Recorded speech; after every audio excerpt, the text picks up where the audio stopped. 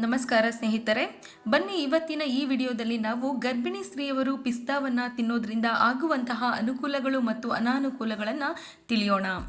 ಹಾಗಾದರೆ ಮೊದಲು ಪಿಸ್ತಾದ ಅನುಕೂಲತೆಗಳನ್ನು ತಿಳಿಯೋಣ. ಮೊದಲನೇದಾಗಿ ಪಿಸ್ತಾದಲ್ಲಿ ಹೇರಳವಾದ ಪ್ರೋಟೀನ್ ಇರುತ್ತೆ. ಇದರ ಜೊತೆಯಲ್ಲಿ fibre, healthy fats, vitamin B6 ಕೂಡ ಇದ್ದು ಇದು ಭ್ರೂಣದ ಮೆದುಳಿನ ಬೆಳವಣಿಗೆಗೆ ಸಹಾಯಕಾರಿಯಾಗಿದೆ.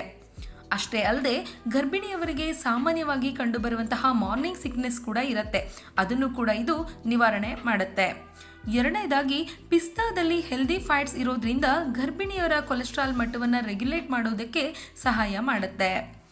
ಇನ್ನು ಮೂರನೆಯದಾಗಿ ಗರ್ಭಿಣಿಯರಲ್ಲಿ ಕಾಣುವಂತಹ ಸಾಮಾನ್ಯ ತೊಂದರೆಗಳಾದ ಮಲಬದ್ಧತೆ, ಹೊಟ್ಟೆ ಉರಿ, ಹೊಟ್ಟೆ ಉಬ್ಬರ, ಡೈಜೆಷನ್ ಪ್ರಾಬ್ಲಮ್ಗಳನ್ನ ನಿವಾರಣೆ ಮಾಡುತ್ತೆ.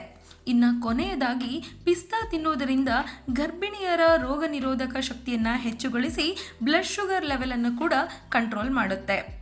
ಹೌದು, ಇಷ್ಟೆಲ್ಲ ಅನುಕೂಲಗಳು ಇದ್ದರೂ ಕೂಡ ಕೆಲವೊಂದು ಅನಾನುಕೂಲಗಳು ಕೂಡ ಇದ್ದೇ ಇರುತ್ತೆ.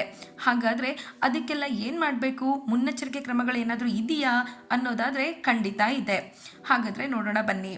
ಮೊದಲನೇದಾಗಿ ಸಾಲ್ಟ್ ಇರುವ ಪಿಸ್ತಾವನ್ನು ಅವಾಯ್ಡ್ ಮಾಡೋದು ಒಳ್ಳೆಯದು. ಹೌದು, ಪಿಸ್ತಾದಲ್ಲಿ ಸಿಹಿ ಪಿಸ್ತಾ ಮತ್ತು ಉಪ್ಪು ಸಹಿತ ಪಿಸ್ತಾ ಇರುತ್ತೆ. ಗರ್ಭಿಣಿ ಸ್ತ್ರೀಯರು ಸಿಹಿ ಪಿಸ್ತವನ್ನು ಮಾತ್ರ ತಿನ್ನಬೇಕು. ಈ ಸಿಹಿ ಪಿಸ್ತಾ ತಿನ್ನೋದ್ರಿಂದ ಗರ್ಭಿಣಿಯರಲ್ಲಿ BP ಬರುವ ಸಾಧ್ಯತೆ ಕಡಿಮೆ ಇರುತ್ತೆ.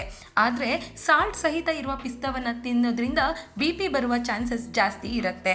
ಇನ್ನು ಎರಡನೇದಾಗಿ ಪಿಸ್ತಾವನ್ನು ದಿನಕ್ಕೆ ಸರಿಸುಮಾರು 6ರಿಂದ 8 ತಿನ್ನಬಹುದು. ಅದಕ್ಕೂ ಜಾಸ್ತಿ ತಿಂದರೆ ಗರ್ಭಿಣಿಯರಲ್ಲಿ ತೂಕ ಹೆಚ್ಚಾಗುತ್ತೆ. ಕೊನೆಯದಾಗಿ ಕೆಲ ಗರ್ಭಿಣಿ ಸ್ತ್ರೀಯರಲ್ಲಿ ಪಿಸ್ತಾ ತಿನ್ನುವುದರಿಂದ ಅಲರ್ಜಿ ಸಮಸ್ಯೆಗಳು ಕಾಣಿಸ್ಕೊಳ್ಳುತ್ತೆ.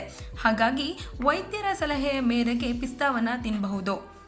ನೋಡಿದ್ರಲ್ಲ ಸ್ನೇಹಿತರೆ, ಗರ್ಭಿಣಿ ಸ್ತ್ರೀಯರು ಪಿಸ್ತಾವನ್ನು ತಿನ್ನೋದ್ರಿಂದ ಆಗುವಂತಹ ಅನುಕೂಲಗಳು ಮತ್ತು ಅನಾನುಕೂಲಗಳನ್ನು. ನಿಮಗೆ ಈ ಎಲ್ಲ ಮಾಹಿತಿಗಳು ಇಷ್ಟವಾದರೆ ನಮ್ಮ ಚಾನಲನ್ನು ದಯವಿಟ್ಟು ಸಪೋರ್ಟ್ ಮಾಡಿ. ಲೈಕ್, ಶೇರ್, ಸಬ್ಸ್ಕ್ರೈಬ್ ಮಾಡೋದನ್ನು ಮರಿಬೇಡಿ. ಶುಭ ದಿನ.